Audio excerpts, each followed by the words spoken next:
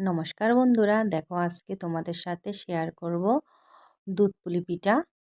এখানে আমি ক্ষীর করে রেখেছিলাম আর এখানে আমি কিছু গুড় কেটে নিয়েছি। এখন আমি একটা ডো তৈরি করব। ডো তৈরি করার জন্য এখানে আমি গরম জল দিয়ে কাই করে নিয়েছি। এখন ডো তৈরি করার পরে আমি ভিতরে ক্ষীর দিয়ে পুলি পিঠা বানাবো। এই যে পুলি পিঠা বানানো হয়ে গেছে, অনেকগুলো বানিয়ে নিয়েছি। এখন আমি দুধ জাল করে নিব। আগে থেকে কিন্তু আমি দুধ কিছুক্ষণ জাল করে নিয়েছি। এখন আমি দুধটা ঠান্ডা করে তারপর আমি গুড় দিয়ে দিয়েছি। গুড়টা দিয়ে 10 মিনিট মতন একটু নেড়ে ছেড়ে তারপরে আমি ভালো করে মিশানোর পরে আমি পিঠাগুলো দিয়ে দিব। পিঠা দেওয়ার পরে পিঠা বেশ কিছুক্ষণ সিদ্ধ করতে হবে। এই যে ভালো করে মিশিয়ে নিয়েছি। এখন আমি পিঠা দিয়ে দিব। হ্যাঁ, এই যে এখন আমি পিঠাগুলো আস্তে আস্তে দিয়ে দিব।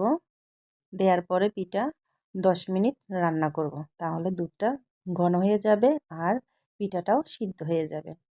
সমস্ত পিঠা দেওয়া হয়ে গেছে। এখন আমি আস্তে আস্তে জাল করে নিব। এই যে একদম জাল করে নিয়েছি। তো আজকের ভিডিও কেমন লেগেছে অবশ্যই জানাবে। ধন্যবাদ সবাইকে।